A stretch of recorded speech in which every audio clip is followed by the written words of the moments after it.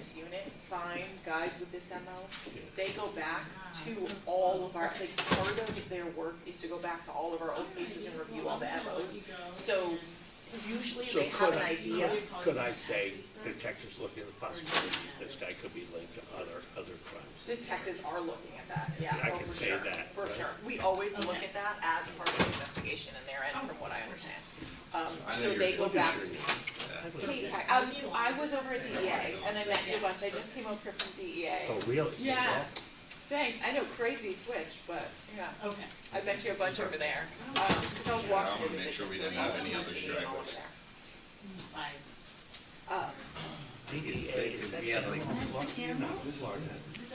We have an LNS camera here that shoots our. Okay. I know, but where was the Washington field office? In check. It's in, yeah. It's, Are you guys all set in the back there?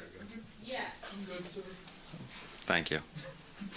do you want to start and just say? Yeah, I'll start with an opening line, and then we'll just kind of go from there, if that works for you. You can look towards the cameras when you answer. Okay, great. Everybody good back there? Yep. All right, so I'm Second Lieutenant James Curry, last name C-U-R-R-Y. I'm with the Public Affairs Bureau for Fairfax County Police Department. So first and foremost, thank you. Thanks to our community, thanks to our law enforcement partners, and thanks to our detectives who've worked on this case nonstop. It's the help of your tips that led to this arrest.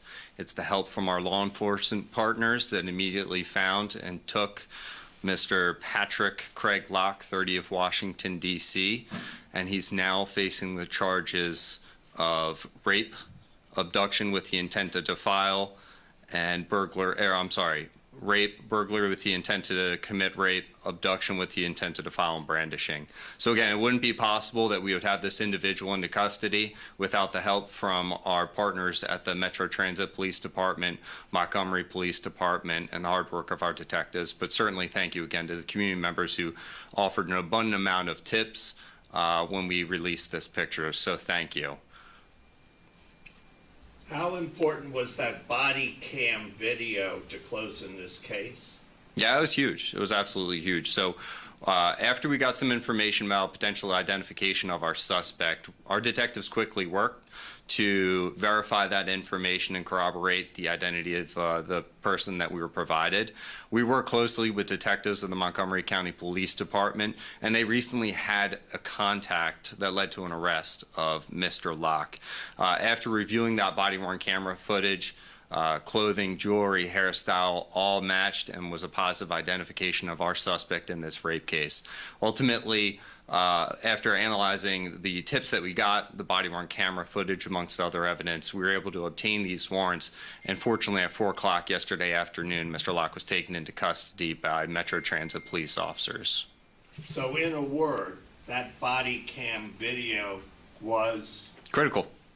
in solving this case. Yeah, absolutely. Absolutely. And again, this is a case that without our help from our law enforcement partners, without the help from our community, we might still be asking today for people to help identify him.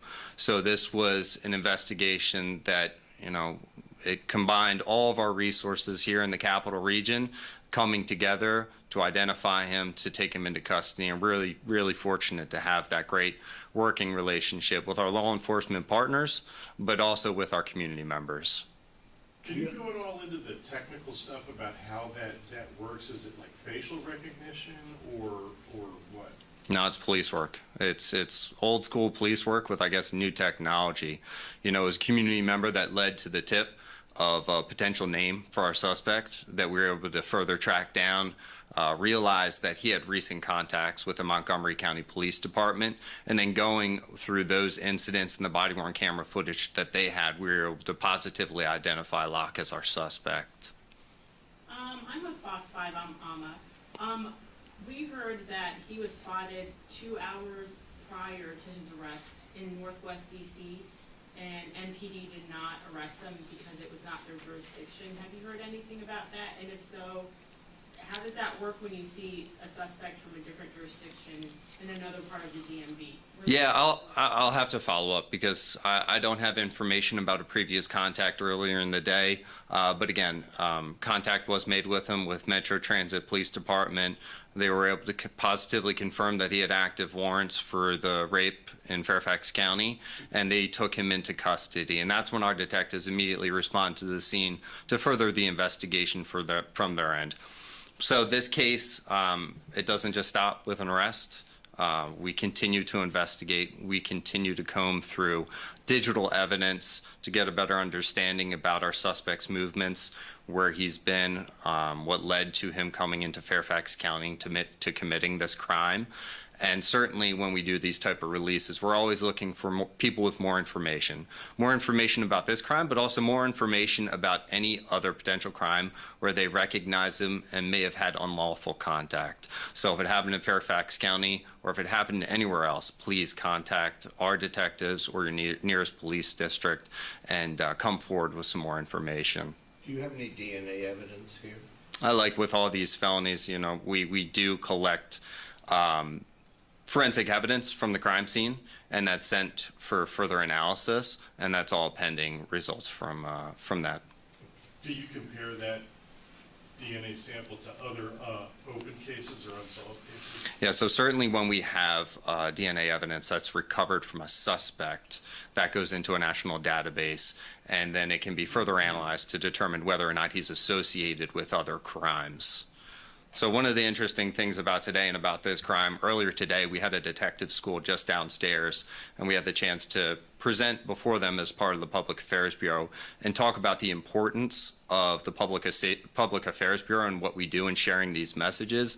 And there's not a more appropriate day or a better day that we can talk about bringing these suspects to the community and seeking help from them than today. It was true proof of how the community can help us using our social media tools. Thank you. Thank you. Everybody happy? Thank you. Have a good evening, sir. Thank you. Thanks all. Thank you. Good job, Ed. Thanks, Todd. Appreciate it.